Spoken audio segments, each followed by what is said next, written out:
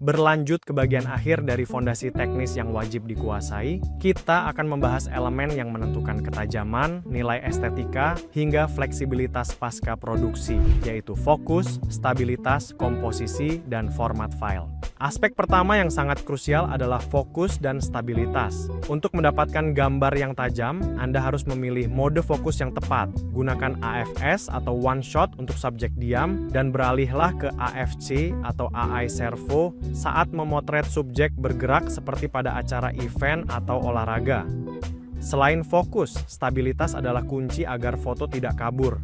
Gunakan selalu tripod atau monopod jika shutter speed Anda berada di bawah 1/60 detik. Bagi pengguna ponsel, Anda bisa menyiasati getaran tangan dengan menggunakan grip tambahan dan mengaktifkan timer 2 detik agar kamera benar-benar stabil saat mulai menangkap gambar.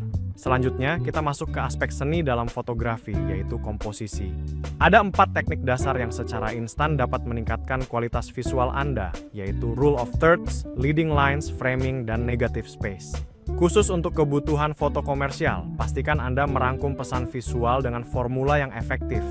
Miliki satu fokus utama, pastikan latar belakang bersih, dan jaga agar warna tetap konsisten sesuai dengan identitas brand Anda.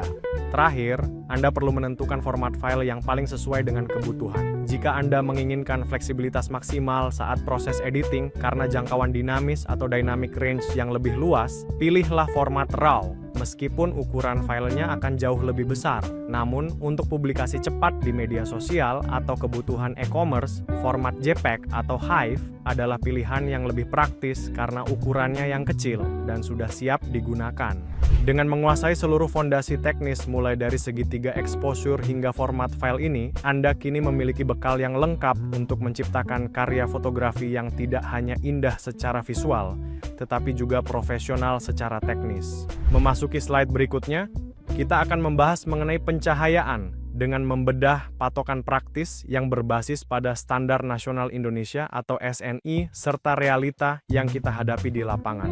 Memahami aspek ini sangat penting karena pencahayaan bukan hanya soal membuat objek menjadi terlihat, tetapi juga tentang kenyamanan visual dan kualitas teknis hasil foto kita.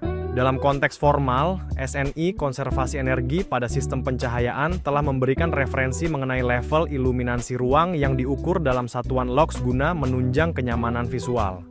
Sebagai gambaran umum, sebuah ruang kerja atau ruang kelas lazimnya memiliki tingkat pencahayaan antara 300 hingga 500 lux. Namun, perlu diingat bahwa untuk pekerjaan yang membutuhkan detail sangat tinggi, kita memerlukan intensitas cahaya yang jauh lebih besar dari angka tersebut. Realita yang sering kita temui di lapangan, terutama bagi para pelaku UMKM yang memotret produk di ruang tamu atau kamar kos, kondisi pencahayaannya biasanya sangat terbatas, yakni hanya berkisar antara 100 hingga 200 lux saja. Jika kita memaksakan memotret dalam kondisi redup ini, kita akan terjebak pada penggunaan ISO tinggi yang merusak kualitas gambar. Oleh karena itu, langkah praktis yang sangat disarankan adalah dengan menambahkan lampu LED jenis daylight. Penambahan lampu LED daylight ini berfungsi ganda. Pertama, untuk memastikan akurasi warna produk tetap konsisten sesuai aslinya, dan kedua, agar kita bisa menekan angka ISO sekecil mungkin guna mendapatkan hasil foto yang bersih dan tajam. Dengan memadukan standar pencahayaan yang ideal dan solusi praktis di lapangan, Anda dapat menciptakan studio mini yang mumpuni dimanapun Anda berada. Memasuki slide berikutnya, kita akan meninjau panduan praktis melalui tabel skenario pencahayaan and setelan awal, yang dirancang khusus untuk latihan di berbagai kondisi lapangan di Indonesia.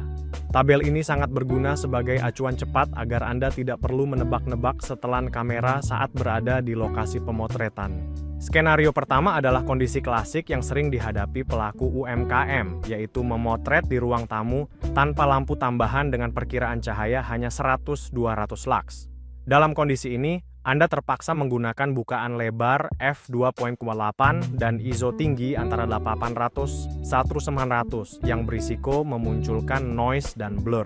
Sebagai solusi praktis, sangat disarankan untuk menambah lampu LED daylight 12-20 watt di sisi kiri dan kanan dengan sudut 45 derajat.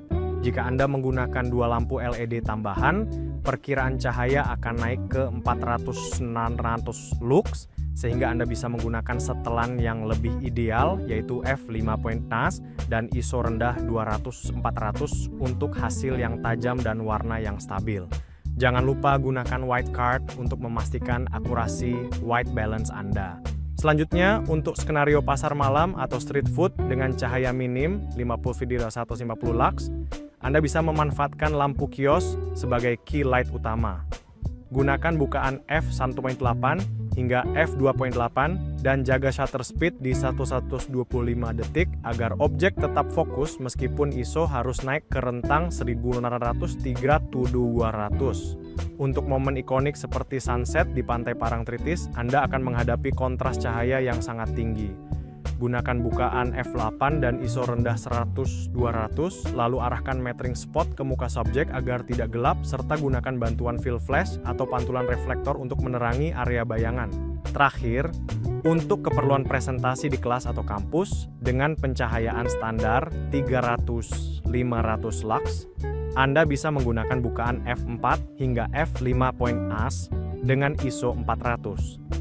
Catatan praktis yang paling penting di sini adalah hindari posisi yang terkena backlight langsung dari proyektor dan usahakan posisi kamera berada diagonal dari sumber cahaya utama. Tabel skenario ini merupakan ringkasan aplikatif dari seluruh teori yang telah kita pelajari, yang bertujuan agar Anda bisa langsung mempraktikannya dengan percaya diri di berbagai situasi nyata.